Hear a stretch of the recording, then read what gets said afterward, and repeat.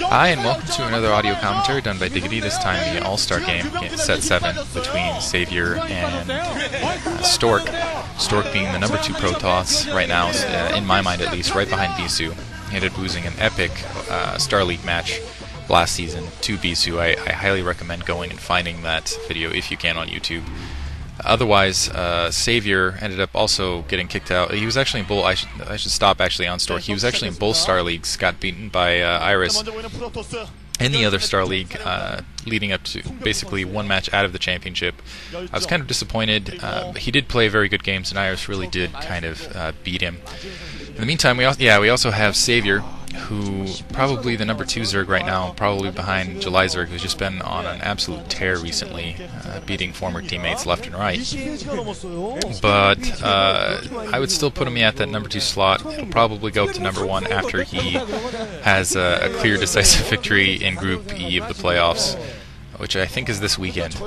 Anyway, we've got Stork at the 11 o'clock position in yellow, and Savior at the 1 o'clock position in white. The map is Nemesis, which is a really small map. It's a 128 by 128 map, so I'd expect both players to go pretty heavy infantry pretty early. Obviously, Savior's going to take his protected resources at the very beginning because he is Zerg. He can put up that hatchery and not commit a ton of side to economy, and that's not going to hurt him that much. It's actually, you have 2 other spawn points at the bottom left, bottom right, and also 2 very easily defendable res points in the middle at the 3 o'clock and 9 o'clock position, and also 2 inaccessible except by dropship res points, totally protected at the 12 o'clock and 6 o'clock position. But I don't think this match is going to get that far, just because it's really, it's a pretty straightforward slice and dice fist fight type match, especially at the 2 positions these guys are at. It looks like Savior's doing counterclockwise scouting, while Stork is doing clockwise scouting. They're going to find out their proximity, and it's just really going to be interesting battles on probably Savior's ramp to start until he gets a decent Mutalisk force out, if he decides to go that route. And then, it's just going to be kind of a big fight battle, and we'll see who runs out of reds first, basically, who can't get an expansion, defend his territory, and then just end up getting output depleted. I've seen that happen a lot on this map, again because it's so small, because you don't have a ton of expand points, and it really makes interesting maps. There was actually a really fun map, or a really fun match on this map between Boxer and Kanata. I don't remember when it took place, but it was basically all vultures. Interesting decision on both. Right now, Stork coming up with that first zealot. He's in his base.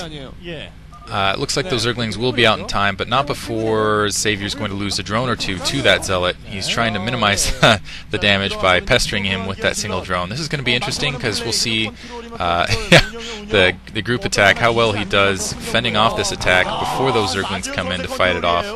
It's going to hurt his economy a little bit. Right now, Stork has 2 more reinforcements coming in, 2 more zealots coming in. Looks like he's got those Zerglings on the ramp, but he's not going to be able to fight off these 3 zealots. So this is going to be hard on Savior early.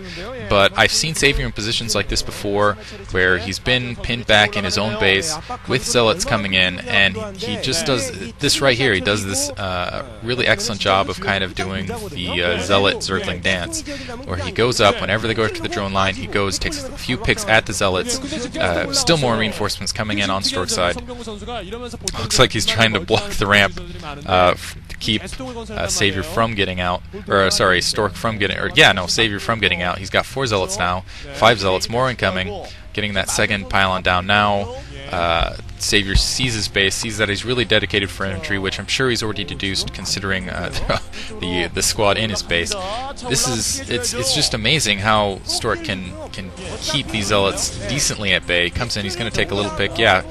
It's just really razor thin edge. He sees that cybernetics core is going up. He's going to expect dragoons pretty soon. My guess is he's not going to use that second hatchery for resource production at all. He's just going to start bringing zealots up, or sorry, Zerglings up, and just produce a large Zergling force, kick this out of his base. I think he's already extracting gas, and get lurkers down as quickly as possible. And then it's going to really turn into an interesting map because, yeah, we're going to get extended fights kind of like this where it's little baits back and forth between the two, trying to draw each other into a disadvantageous fight. Stork right there getting picked down a little bit, the shield on his Zealot, which isn't going to hurt him too much. Savior's got kind of a Zergling contain right there. Looks like someone being wished luck on the World Cyber Games. Stork is in position. Looks like he's going to go take his secondary. Here comes the big fight.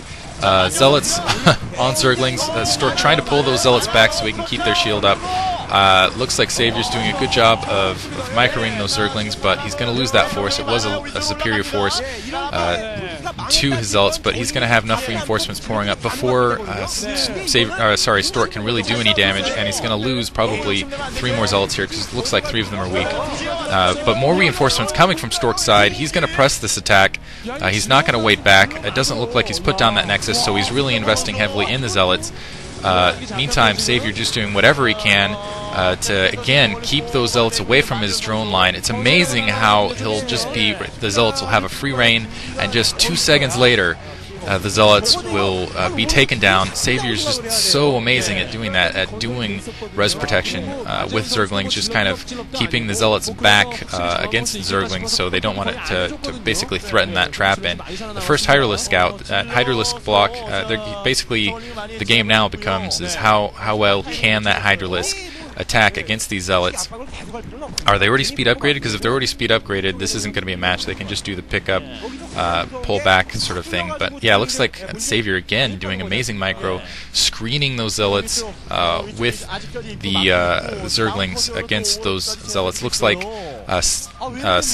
Stork has already gone early, or Corsairs. He's going to start inflicting Scythe, but again, Savior already has those Hydralisks out. He's only going to lose that one Overlord, which shouldn't set him back too much. He's already mining out of his secondary. I think, yeah, looks like Stork is finally getting his secondary up. This could turn into an interesting, decently long match here, considering kind of this back and forth action we're seeing. Let's see if Stork's finally getting out of his base.